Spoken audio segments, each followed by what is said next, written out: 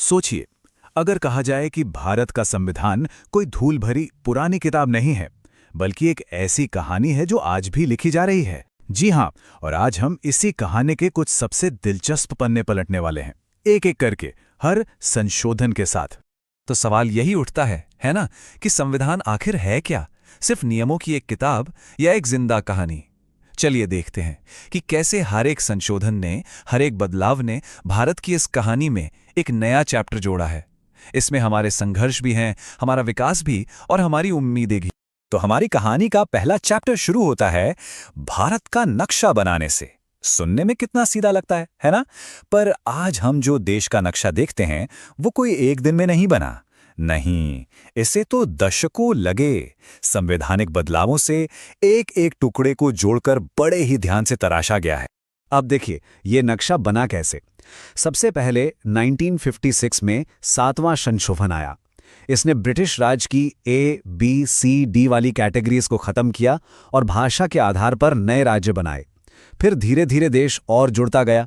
पाकिस्तान के साथ बॉर्डर को लेकर समझौते हुए, फिर गोवा, दमन और दीव जैसे इलाके भारत का हिस्सा बने, और आखिर में 1991 में 69वें संशोधन ने दिल्ली को नेशनल कैपिटल टेरिटरी यानी एनसीटी का दर्जा दिया। तो ये सिर्फ नक्शे पर खींची गई लकीरें नहीं थीं, ये भारत की पहचान को गढ़ने वाले बड़े कदम थे। अच्छा, तो देश का नक्शा तो तैयार हो गया, लेकिन अब एक नई लड़ाई शुरू हुई।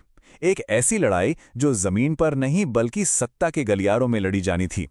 और यहीं से हमारी कहानी एक बहुत ही जरूरी मोड़ लेती है। ये है संसद और आम नागरिक के बीच शक्ति के संतुलन की कहानी। लेकिन इस लड़ाई को समझने से पहले हमें कहानी के हीरो से मिलना होगा, और वो हीरो हैं मौलिक अधिकार यानी फंडामेंटल राइट्स।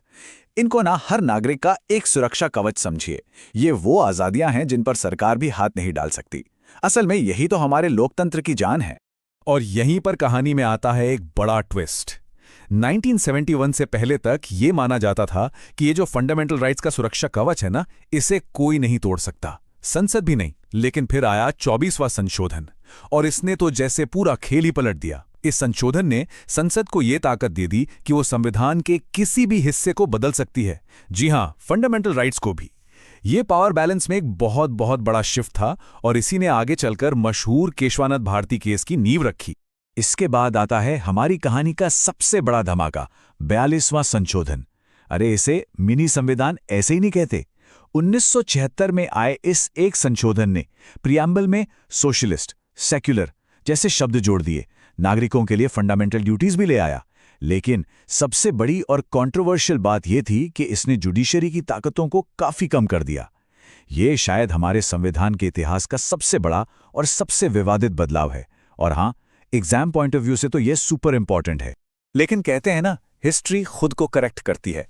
तो 42वें संशोधन के जवाब में आया 44वां संशोधन 1978 में।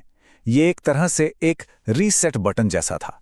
इसने 42वें संशोधन के कुछ सबसे कंट्रोवर्शियल बदलावों को वापस लिया, और साथ ही नेशनल इमरजेंसी की शक्तियों के गलत इस्तेमाल को रोकने के लिए कुछ सेफ्टी फीचर्स भी डाले। और 44वें संशोधन का जो सबसे बड़ा सिंगल मोस्ट इंपॉर्टेंट चेंज था, वो था संपत्ति के अधिकार को लेकर। जो राइट टू प्रॉपर्टी पहले एक फंडामेंटल राइट हुआ करता था, यानी वो सुरक्षा कवच, उसे अब सिर्फ एक लीगल राइट बना दिया गया। ये एक बहुत ही बड़ा कदम था, जिसका असर हमारे कानून और समाज पर बहुत गहरा पड़ा। अब चलते हैं 80 के दशक में। उस समय हमारी पॉलिटिक्स में एक बड़ी अजीब सी समस्या चल रही थी, जिसे आया राम गया राम की राजनीति कहते थे। मतलब नेता जब चाहे पार्टी बदल लेते थे, जिससे सरकारें स्थिर नहीं रहती थीं। तो इसी इंस्टेबिलिटी से निपटने के लिए 1985 में आया 52वां संशोधन। इसे ही हम एंटी डिफेक्शन लॉ कहते हैं। इसने 10th शेड्यूल को जोड़ा, जिससे जीते हुए नेताओं के लिए पार्टी बदलना बहुत मुश्किल हो गया और पॉलिटिक्स में थोड़ी स्टेबिलिटी आई। तो अब तक हमने देखा कि पावर का खेल ऊपर के लेवल पर कैसे चल रहा था। लेकिन कहानी का अगला हिस्सा इस बारे में है कि कैसे ये पावर, ये शक्ति नीचे तक पहुंची। कैसे लोकतंत्र की जड़ों को मजबूत किया गया और सत्ता को आम आदमी के करीब लाया गया। साल था 1988 और आया 61वां संशोधन। इसने एक बहुत ही सिंपल सा लेकिन रेवोल्यूशनरी काम किया। इसने वोटिंग एज को 21 से घटाकर 18 साल कर दिया। सोचिए, रातों रात लाखों करोड़ों नौजवानों को देश की राजनीति में अपनी आवाज उठाने का हक मिल गया। हमारी डेमोक्रेसी अचानक से और भी यंग और वाइब्रेंट हो गई। और फिर आया साल 1992 और इस साल तो जैसे डेमोक्रेसी की डबल रेवोल्यूशन हुई। पहला 73rd संशोधन, इसने गांव में पंचायती राज को संवैधानिक दर्जा दिया।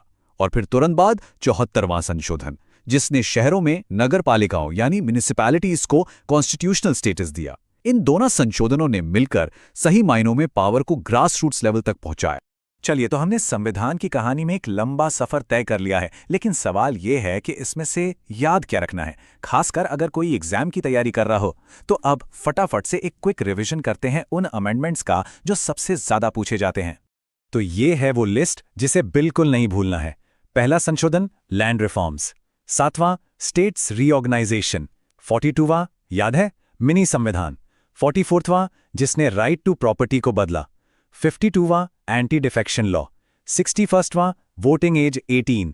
और आखिर में 73rd और 74th, पंचायती राज और म्यूनिसिपैलिटीज। बस ये वो माइलस्टोन्स हैं जो एग्जाम्स में घूम फिर के आते ही रहते हैं। तो अगर इस पूरी कहानी से सिर्फ एक बात याद रखनी हो तो वो ये इक्वेशन है, 42वां संशोधन बराबर मिनी संविधान। ये सबसे जरूरी है।